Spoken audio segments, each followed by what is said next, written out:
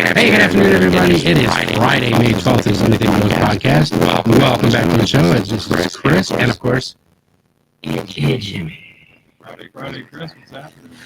Dude,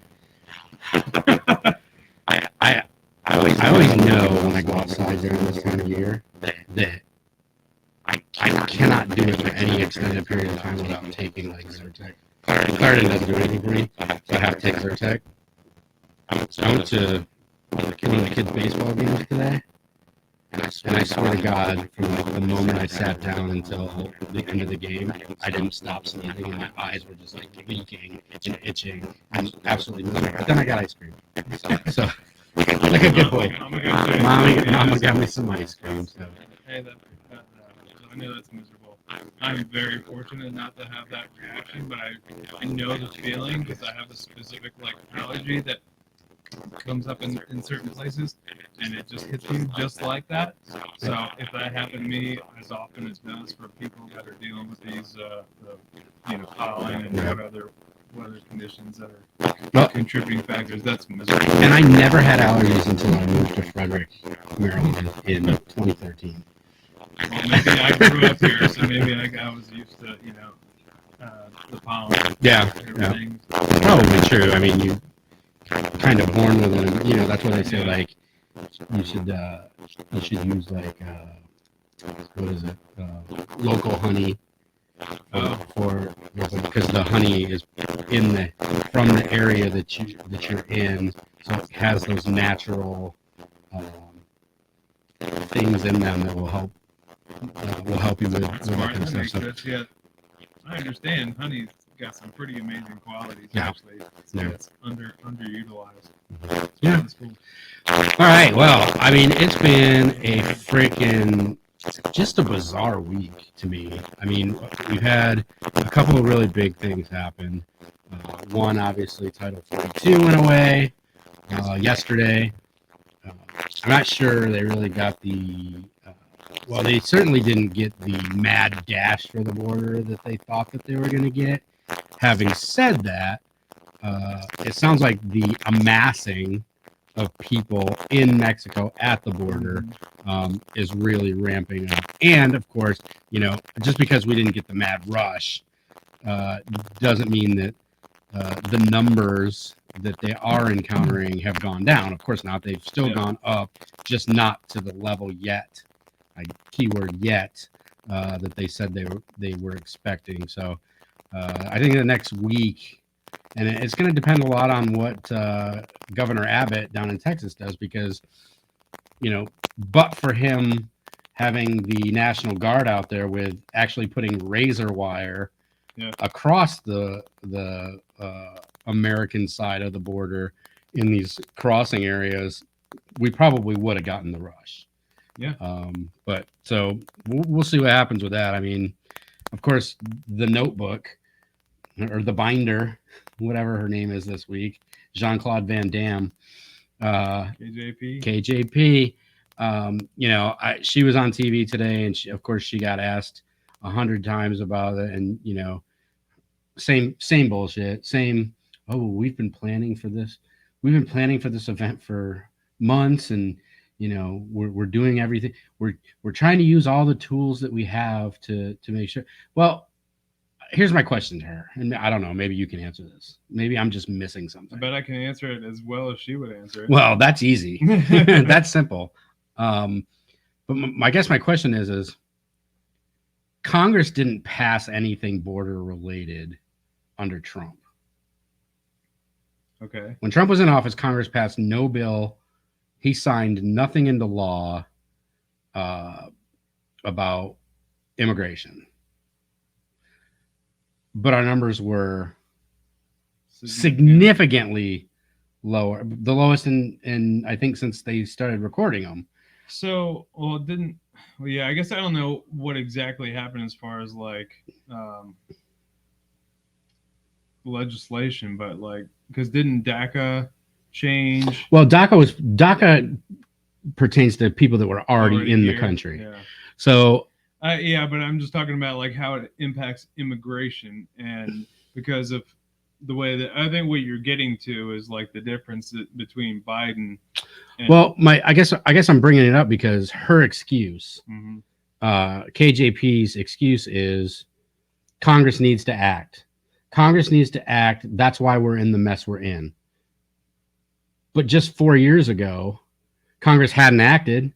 Congress hadn't done anything different than they're doing right now. I'm real curious what they want them to accomplish. Like, what are they saying needs to happen? Do we need? Are they talking about they want to secure the border? Yes. Well, that's funny because how long did they fight against securing I know. the border? I know. Oh, now it's the Congress's Yeah. fault for not Yeah. securing the border. The White House administration has been behind securing Right. the border Right. the whole time. Yeah. That's insanity. So I guess, but the thing is like nobody in the media, they sit there in the White House press room and they have an opportunity to ask these questions, and then no one ever asked that question. Well, the last president had a Congress that did nothing, passed no legislation, did nothing to affect immigration, and the numbers were X. You guys have been here for 2 years. Congress hasn't acted, but our numbers are X. So what's the difference between the previous administration with very low numbers and this administration with very high numbers when Congress hasn't acted under either president? I don't get why they keep using that as their excuse.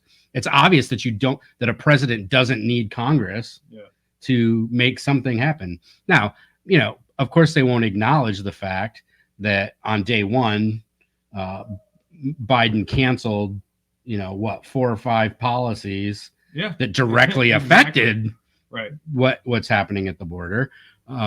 So obviously we know what the answer is.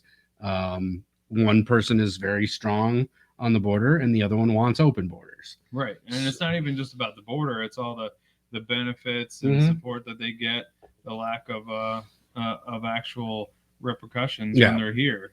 And the worst case is that they get shoved back out eventually, but it's so easy for them to get back here. Well, and that was the amusing thing to me today too, because now all of a sudden, like within the last 24 hours, now all of a sudden Mayorkas is all about sending people back home. They showed 2 planes today where they had a bunch of illegals in handcuffs, marching them up on a plane to fly them back to, I think, Guatemala. Yeah. Now all of a sudden, that's where they want to fly them instead of at 3 o'clock in the morning to upstate New York, or at 2 o'clock in the morning to somewhere in Chicago, or to funny how that works. The mystery planes that we've had landing at random airports across this country over the last 2 years at 1-2 o'clock in the morning.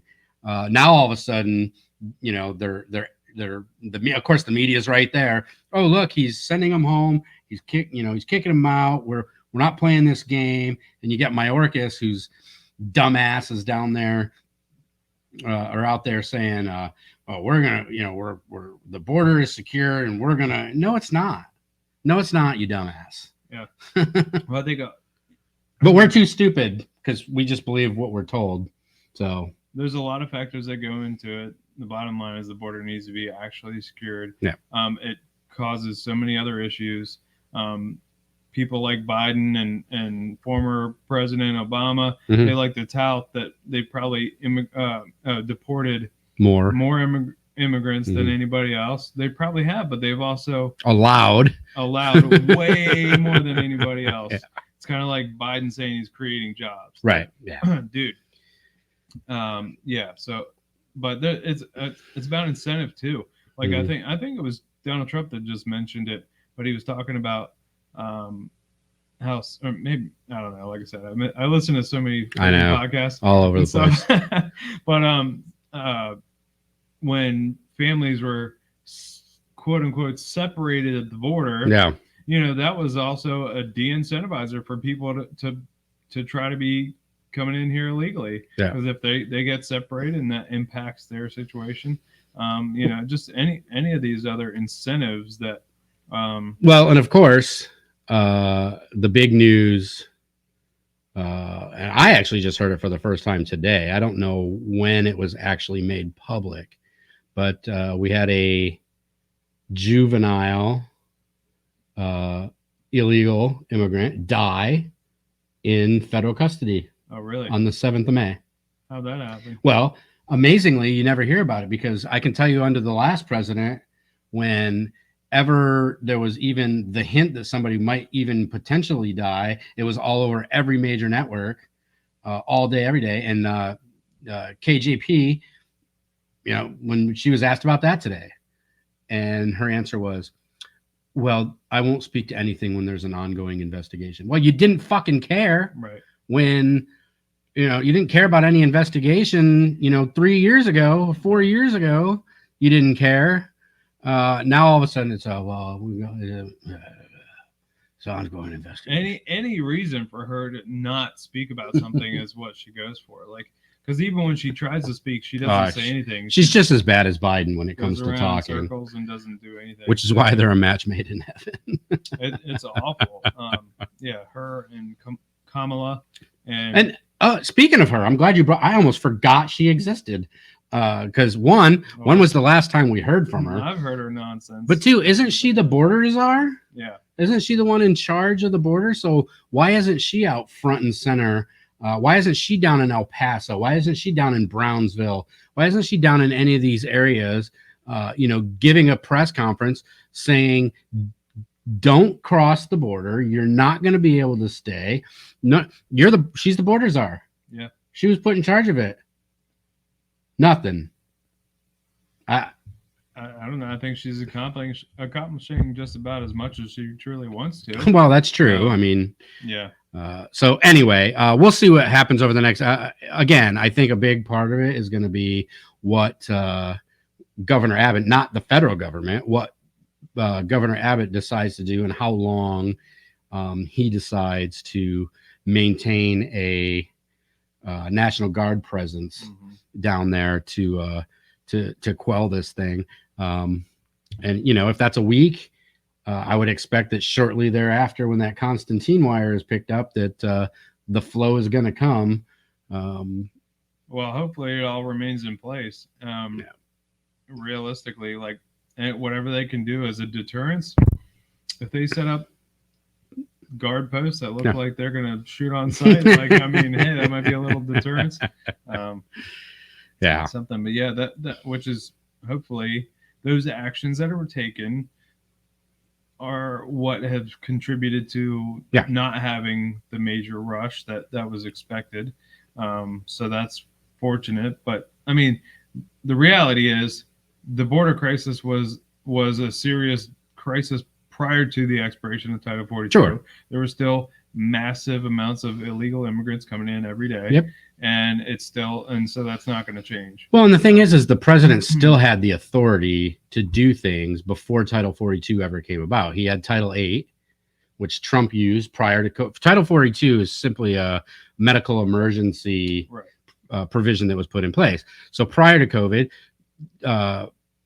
8 has been there, I guess, forever. And so he had things that he could do already, regardless of Title 42, but obviously wasn't following them. Obviously didn't care, and that was pretty much the motive.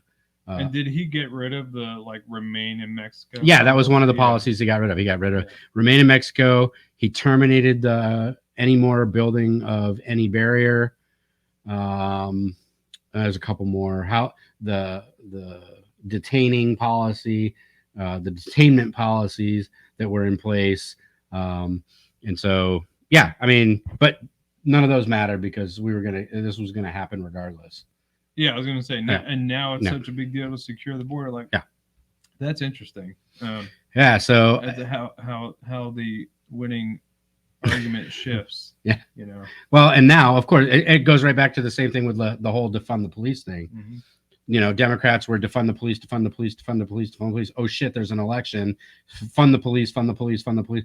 Republicans, why are you saying defund the police? And now it's the border secure, the border secure, the border secure. Oh my God, we got big issues at the border. We need to secure the border. We're going to deport people. Republicans, stop trying to stop us from doing what we need to do at the border and pass legislation. Like the Republicans are for keeping the border open, Right. in any way, Right. And so here's my pushback to KJP and Biden and Mayorkas and all these guys. The Republican-led House has passed a bill. Mm-hmm. It is now in the hands and the responsibility of the Democrat-led Senate, who has not taken action on it. This is the way this normally works. The House passes a bill. It goes to the Senate. The Senate is supposed to, if this is what they want to do, because Schumer's in charge, he is completely in charge of the agenda of the Senate. He takes that legislation. He walks his happy little ass over to the White House. He sits down with Joe and the Ho. I'm just saying. They go through it. They make the changes that they want to see. They come back. They either vote on it in the Senate and see if it passes, or they go back. They get with the Speaker of the House and say, "Look, this is what this is what the president's comfortable signing.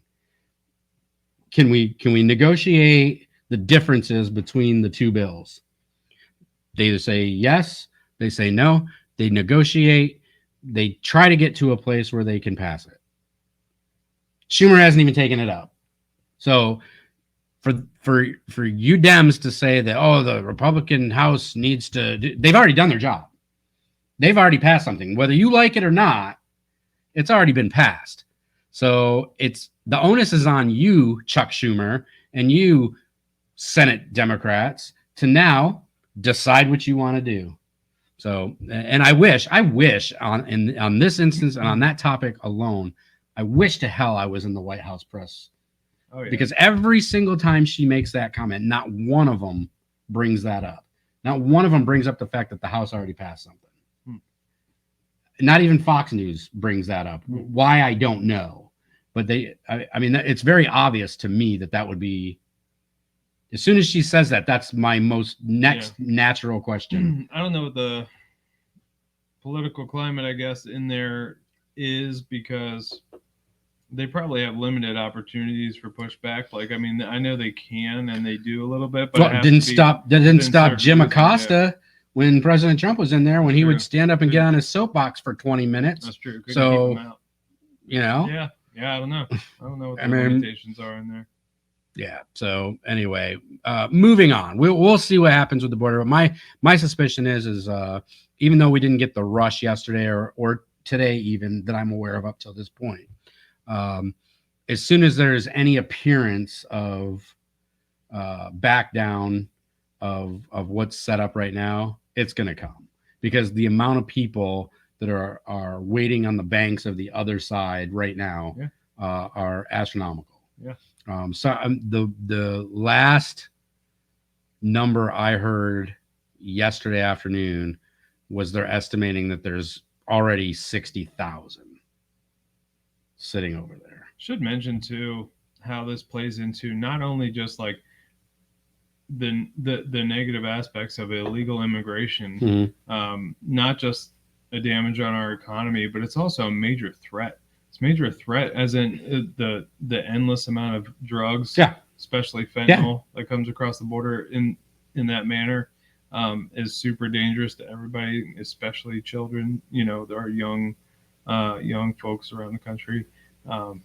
Well, they had not too long ago, they had a congressional hearing, and they had the Republicans in the House invite Jim Jordan, I think it was Judiciary, invited the parents of these kids who have bought these, what they thought were like oxycodone or whatever online through Snapchat, I think. And they ended up getting like fentanyl pills and dying from it. And quite frankly, the response from the Democrats sitting on that committee was the most bizarre thing. Of course, every one of them said, "Oh, we're really sorry about what happened," but not one of them was willing to acknowledge that. Not even that, their Democratic policies are the ones that are creating this, but they wouldn't even acknowledge that there was an increased fentanyl problem. I swear, every conversation with any of the major leftists, there's no honesty, like actual genuine honesty coming from them. And they want to turn everything into like, why are you so racist? Yeah. Like what? I can't believe you're bringing that up. That's racist. Or they just beat around the bush and they don't actually Right. address the issue. And or some whataboutism. Well, this has to do with whatever happened before, and we're not. So no, address the actual issue. Be honest and genuine, and admit when you made a mistake. Yeah. And I'm not saying you have to just say you were wrong and everything you did was wrong, but acknowledge that this is the situation, Right. and this is our goal. This is what we're going to do, and it doesn't have to do with race, right? Or well, but when that's all you've got, that's all. I mean, that's all they got. And I've said it before. Calling somebody a racist or calling somebody a phobe, whatever phobia you want to, right? Whatever phobia you want to pick today. The intention of that is to stop the conversation in its tracks. Because once you call somebody a racist, it derails the conversation. Now a person feels like they have to defend themselves against that allegation. That's all it is. It's the intent of gaining the moral superiority in the conversation. It's their virtue signal. They get their claim. Right. I am better than you. Right. Because you're the racist. Right. And so let's establish that right now. Well, I was actually in a, it's kind of funny when you started talking about that, because it brought to my, I don't know if you saw me smirk a minute ago, but it reminded me, of course, I was online trolling, but it reminded me of a conversation that I was in with one of these lefties the other day, where same thing, you're a racist, you're blah, blah, blah. And I asked him, I said, well, they were talking about systemic racism, which you don't hear a lot about anymore. Surprisingly, that whole systemic racism thing's kind of gone away. But there's still a few out there. And he said something about the laws in America are systemically racist. I go, well, I'm glad you said that, because I've wanted the answer to this question. I'm like, the Congressional Black Caucus, I think there's 32 members roughly. Fluctuates, I think, but that's generally more than I thought. It's generally about because I think it counts the House and Senate, minus the Republicans, because apparently they're not allowed to join it. Oh, really? Yeah, I think they've been excluded in the past. Yeah, but so have to be the right kind of black. Yeah, so the Congressional Black Caucus. My question was, you claim that the system and the laws are systemically racist. The Congressional Black Caucus has been around for quite some time. Mm-hmm. So are those members racist? Because they write the laws, they vote on the laws, and they get the laws, or they write the bills, they vote on the bills, and they get the bills up to the president to sign to become law. And it's the same thing. So are you saying that the Congressional Black Caucus members are racist? Because they're obviously part of the systemic systems that we have, because they control them. And I got at that point, that's when I got the spoken like a true racist. I'm like, of course, that's what you're going to say, because you have nothing else. It's funny because it's just the infinite regress, because it always turns into, admit that you're white. My white privilege. My white privilege. So it all comes back to the roots of white supremacy. Everything has to do. What are the ridiculous things they come up with nowadays that they're just like, traffic is racist. Yes. It's all whatever crazy stuff like that. Yeah. So we've gotten to the point that everything is racist. Yep. So nothing's racist. I was going to say, if everything's racist, exactly. Nothing's racist. Everything's racist. So now nothing's racist. Right. There's no such thing. Yeah. Must not exist. Yeah. Let's just go ahead and admit, well, and I ask him all the time. Racist. I ask him all the time too when I'm trolling. One of the other things I always ask him is, where do these big groups of white supremacists hang out? Seriously, how many have you met? I mean, not that I go out and look for them, but at the same time, if they're as prevalent as most of these morons would have you believe, I would think that I came across a flyer or an internet post, a Facebook post, some sort of online post saying, "Hey, we're the white supremacists. We're meeting at, we're having our white supremacist barbecue at this location on this day." But I just don't. I don't see it. So I'm not sure. I'm not sure where. I think it's Antifa. Yeah. I wonder if they have barbecues, and I don't mean the federal buildings they try to burn down. I mean like actual barbecues. Yeah. So I just, it amazes me that so many people still to this day buy in to the Democrat bullshit. There's scare tactics, of course. I mean, we've talked about it before, where they've urbanized these communities where they've been in complete control for decades. And this is all that they've heard. This is all that they've been told. The Democrats are here to help you. The Democrats are here.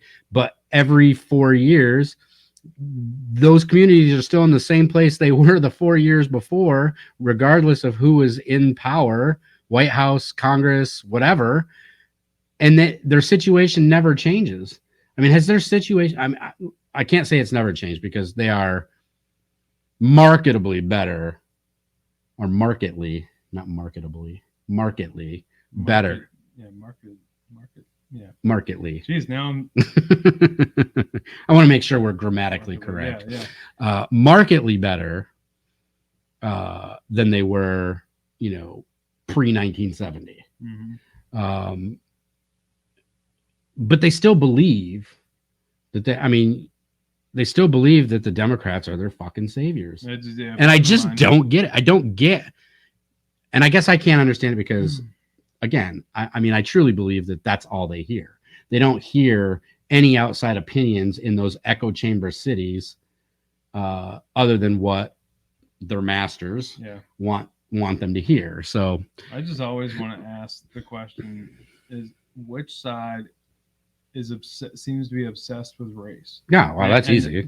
That's all they talk about. Mm-hmm. Race or some other kind of gender ideology, whatever it is, some identity politics. That's all it's about. Yeah. And then they just indoctrinate kids, because then that's all they talk about to kids is how they're victims, and based on their identity. And stop. Well, and they don't have, and you can't blame the kids until they're adults, because then supposedly they go off to college, they leave those inner city areas, they go off to college, they maybe hear different perspectives and all that, but they're getting it in school, they're getting it at home, they're getting it from all generations of their families. I hear college students, these young impressionable kids, because they never really got to mature during their high school years, because they've always been coddled and babied. I say that all the time. So they're still young and immature, but they're going to universities, and their college students are saying, I didn't know about this until I got here. And now I found out I'm racist. And now I'm buying into this agenda. I didn't realize that. And so now I need to repent and apologize to every black person I see. And we need to pay them all $1.2 million in reparations. That's going to work really well. It makes total sense. Well, speaking of that, we've talked about the whole California reparations thing before. Well, Gavin had some bad news today.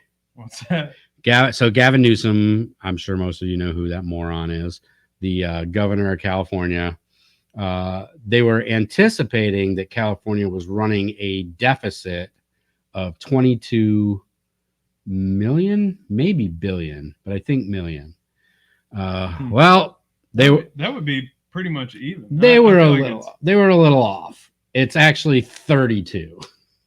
Not 22. Oh, then it must be billion. It might be. Let me see. I think I have it up here. We're talking about the entire state? Yeah. Let's see. Where's Gavin? Pretty sure I had this on here somewhere. That guy. Yeah, because even like the economy of San Francisco. Yeah, it's in the millions. Yeah.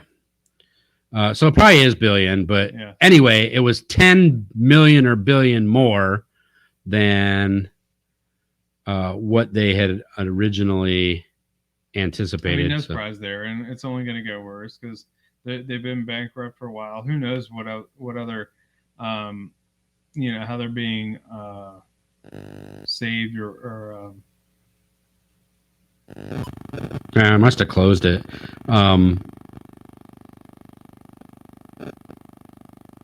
Ooh, that was a nasty. Oh, there it is. California governors announced staggering deficit, billions more than anticipated. So 32 billion, a 32 billion dollar deficit, but you're still going to pay. let's commit. You're more still going to money pay 1.2 million money that we dollars to don't every have. black. Sounds good. I mean, because hey, we don't have it anyway, so let's just create more. Yeah.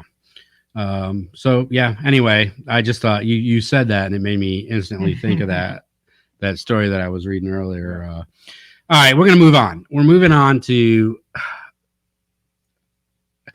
this. Fires me up. Okay, go ahead. Yeah. This fires me up because everyone knows who Alvin Bragg is. Alvin Bragg is a DA in New York, the quintessential political district attorney. I thought that, and I can't even remember her name, the DA that was in Chicago, who was running the whole Jesse Smollett thing and let him off initially, and then I think she got ousted, or she got overruled by the state's attorney or something, who actually charged him. I thought she was bad. Alvin Bragg is probably the worst DA. Well, the other DA that was bad was the Los Angeles or San Francisco DA that actually got recalled, and his recall he actually got kicked out because he got recalled, and he was bad. But California, you expect that. New York, you expect it to an extent, but what Alvin Bragg is doing is probably the biggest insanity that I've seen from somebody who's supposed to be the senior law enforcement official in the city or in that place. If you remember a couple months ago, he charged an 86-year-old man for shooting a guy who broke into his house in the middle of the night or whatever. And he shot and killed him, and he charged him. And then, of course, he got a bunch of pressure to drop it, and he dropped the charges. Then, of course, you've got the Donald Trump fiasco, where the federal government, his prior boss, and even him when he was not the boss, declined to prosecute. But as soon as he gets the job, and what he ran on was, I'm gonna get Trump. He brings up the same case with no additional information or no additional evidence that we're aware of, that anyone's aware of, and he goes ahead and charges him, sends him through a grand jury and charges him. I think that's still pending. We haven't heard anything about that I'm aware of, and I actually think that maybe next week or maybe the week after is like the next time they have to appear or whatever. So that's bad enough. Well, now we've got this Marine. Last name's Penny. Riding the subway. Crazy dude on there, basically making threats, saying he doesn't care whether he lives or dies, doesn't care, if he goes to jail, doesn't care. He wants shit, and he says he's ready to die. He's ready to die. He's verbally assaulting people, which potentially they believe, most of the people on there believe, is going to result in physical harm to somebody because he's going batshit crazy on the subway. So this Marine decides, and it's not just the Marine. The Marine, I think, he's the one who took him down. Yeah, no, there was 3 people. Yeah, that were involved in restraining and stopping this individual. So Penny, the Marine, and I think the kid who died's name is Neely. Was it Jordan or Jacob? Something Neely. So Penny takes him down, puts him in a chokehold, chokes him out. To the praise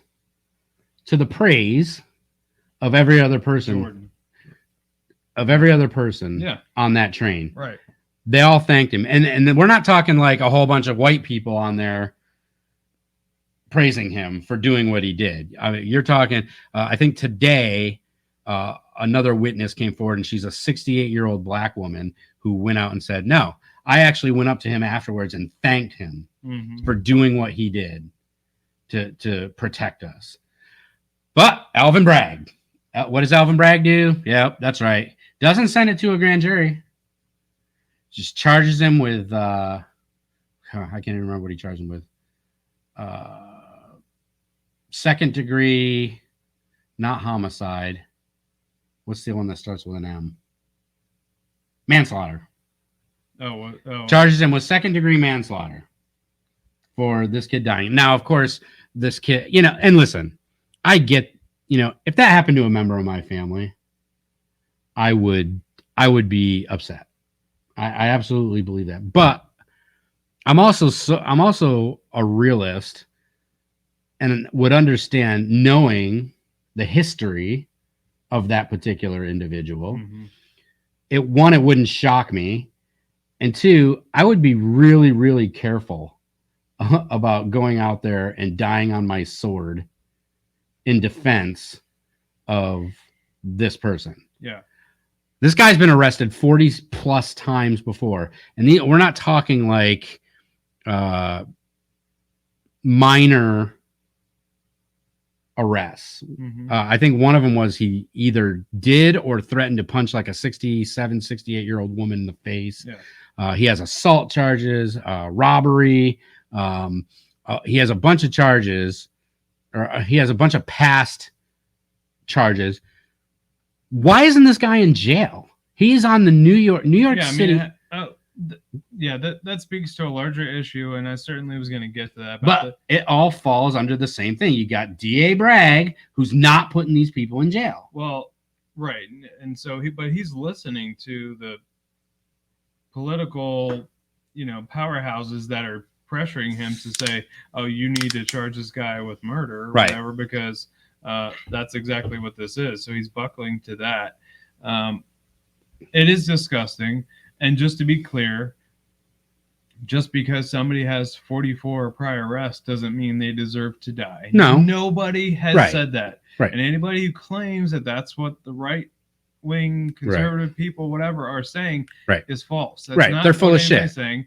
All it does is it speaks to the validity that this guy was presenting as dangerous, and people felt the need to take action. It wasn't like nobody was there looking, just randomly went and physically attacked somebody, which interesting. There's pretty much a similar lack of similar outrage in February when the homeless white man was completely executed in St. Louis by a black man. Sat there, the dude stands behind this guy who's just a homeless white guy sitting on a curb. Black dude sits there for like 5 minutes and loads a handgun pistol right out on the street in the middle of the day. And once he finally gets ready, executes the guy right in the head for no reason. And and today's the first time I've ever heard of that. Yeah.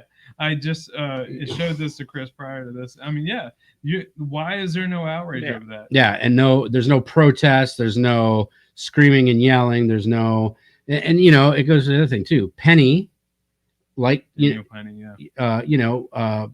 Trump, they made sure the media was there to watch him go in and out of the courthouse. The embarrassment factor, right? Penny today in handcuffs. Media's all over it. There, in and out of the car. Haven't heard shit about this guy in St. Louis. Yeah. Where was all the pomp and circumstance, in the media on the court steps waiting for him to come in? Not the right narrative. Didn't see it. Like, there's all kinds of ridiculous cases in New York. These subway instances of racism coming from black people. Yeah. I mean, And it's probably even racist against black people. Well, most of the time, like, black on black crime. Maybe racism isn't the best term in that case, but like the insanity. There's been dozens of people shoved in front of trains, or at least pushed down on the tracks. Yeah. And what I mean, how is there no outrage for the craziness? And so when you brought up the 44 arrests and the massive amount of insane people, like literally insane people Right. that are there, and they're proving to be that. What? And I don't care. Uh, I don't know the reasons why they're not in jail. They should be in jail or some sort of. There needs to be a threshold to Mhm. be putting these people to lock them up, and if it's in a treatment center, if it's in an insane asylum. Well, that's the problem. We've gotten away. The I think it was in the 80s, maybe late 80s, maybe early 90s. They did away with. There's no such thing as an insane asylum anymore. Yeah, I know, because there are only what, like, rehab centers or Right. something, because you can't be involuntarily Right. committed, which that's a huge mistake, Yeah. especially nowadays when we have probably in the worst mental health crisis we've ever been in. That needs to change, because these people need help in a lot of cases, Yeah. or they just need to be cared for and taken out of the public, Right. because they are, like this guy, they're a menace to society. Absolutely. 100%. That's what he was. I mean, you can't be without being arrested. I mean, being arrested 44 times, you can't not be a menace to society. Right. What? Yeah. What's the threshold? Why are you not taking care of your people? It's not like you need to take care of this guy because he's obviously got out of his issues. mind. Yeah. And take care of your public. Why are you forcing the public to be well? And what is this? What is this? All over the place. What does this show? What message does charging this guy with manslaughter charges? What does that tell the community at large? One, it tells criminals that pretty much you're going to be able to get away with whatever the hell you want. Yeah. And the reason is because as a result of this, I'm not stepping on a subway in New York, or I'm not going to step up in a subway during a situation, right, and you can't try to take care of it, because I'm not going to jail for your ass. Yeah. I mean, it's just not going to happen. So, the message is very clear that the criminals have the power under Bragg, and good luck, New York. I mean, this is what you elected. This is what you voted for, and you continue to do so, regardless of how bad it gets. I mean, you have a dumbass mayor who Adams. I don't even know what the hell that guy. Now, obviously, he's kind of changing tune a little bit over the last week or so because of this illegal immigration stuff that's now flowing into his sanctuary city that he wanted so badly. But now he's starting to change his tune on that. But as far as the crime and stuff goes, he used to be a police officer, and he could care less. He could care less about the crime. So you get what you get what you buy or what you pay for. And what you guys paid for was these morons with these policies making these decisions that are destroying your city. So yeah, it's whatever. I think we're gonna see mass exodus. I mean, I think a lot of people have already fleeing these cities. Yeah. For many reasons, even just the poor economy. Yeah. Well, the taxes alone. But it's dangerous. Like, it's only getting worse. Nobody wants to live amongst these. You can't go out on the street. There's homeless people just everywhere. It's not safe. Yeah. Kids. I mean, I can't imagine sending my kids out and about, even just going from place to place. It's just craziness. And so I just hope that they realize why they're leaving those places and don't turn wherever they go into the same thing. Yeah. So funny enough, a story just popped up at 8:00 tonight. We were talking about the whole California reparations thing. Well, a California lawmaker has just come out and warned black residents to be realistic on reparations. Checks, 7-figure checks, are just not happening. So now you're going to hear the uproar, and we've said it before. Gavin Newsom is going to run for president, whether he does it this time against Biden, or if Biden drops out or whatever, or next time. Gavin Newsom's goal is to run for president of the United States. So this is obviously a political topic that he's going to try to use to garner votes across the nation. Mhm. Because if they believe he can do it in California, they're going to believe he can do it in Detroit. And they're going to believe he can do it in New York City or in New York. They're going to believe he can do it anywhere if he's the president. So it's to garner votes, but now reality is starting to set in. But I don't know. I wonder what their true goal is, because it blows my mind that they were escalating this from what, like 100,000, 300,000, then it turns into 1.2 million. Yeah, and then 5 million or Yeah, whatever, yeah. and then people still complaining that's not enough. I heard a guy say the other day they want the $1.2 million check and 40 acres of land apiece. Right. I'm like, I mean, what? Yeah, I want a lot of things. Yeah, there's a lot of It things. doesn't mean that you or anybody deserves anything. Right. Were you a slave?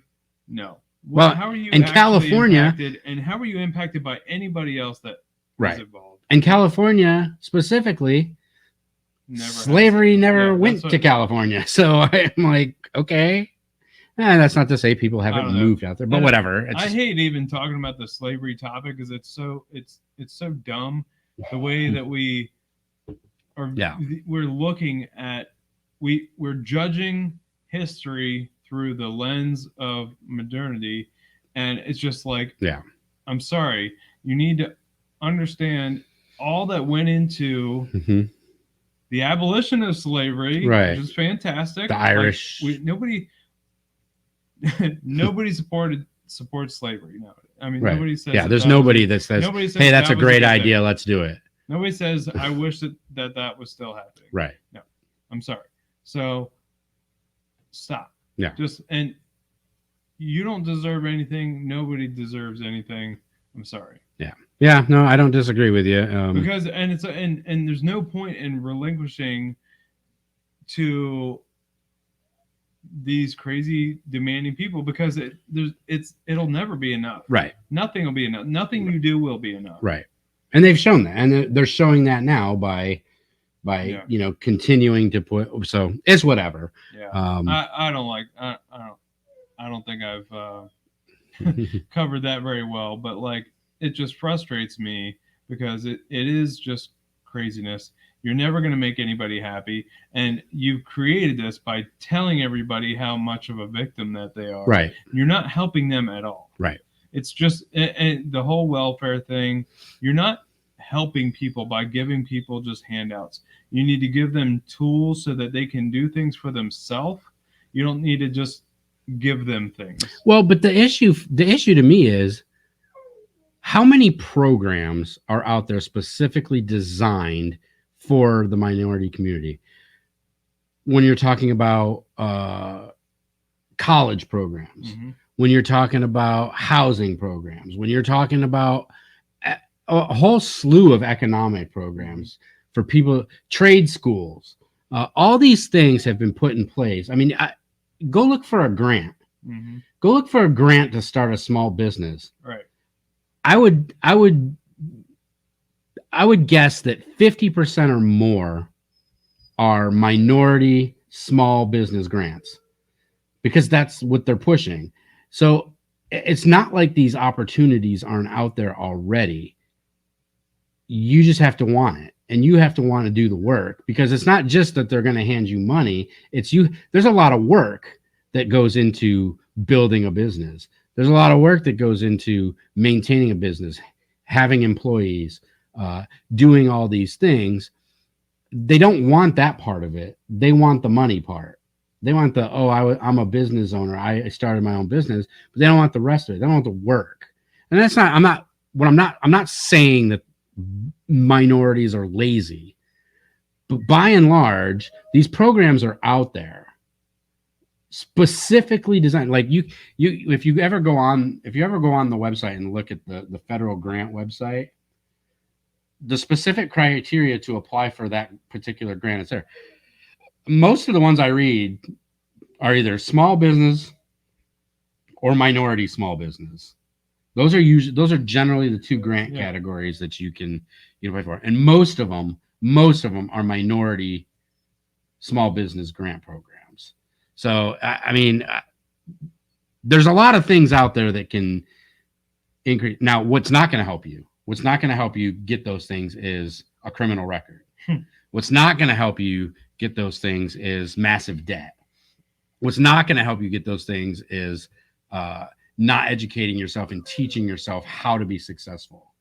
Uh, if you live a life of playing the victim, that's going to be your life. Yeah. I mean, you're just not going to be successful. And if you notice the minorities that are like, what's her name, Sunny Houston or Houston or Houston or however the fuck she pronounces it, she's already successful.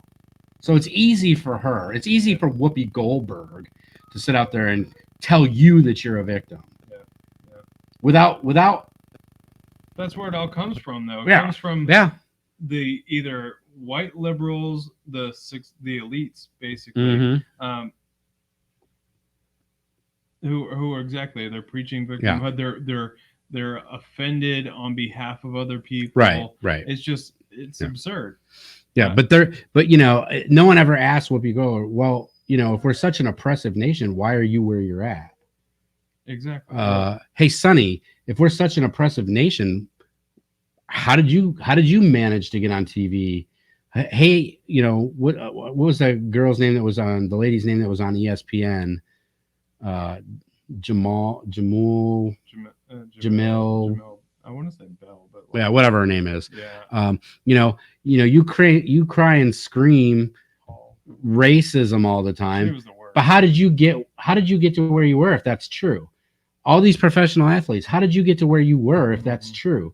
If everything is so systemically racist in this country, how did you all manage to be in that very top 10% that you're always bitching about, or top 1% that you're always bitching about?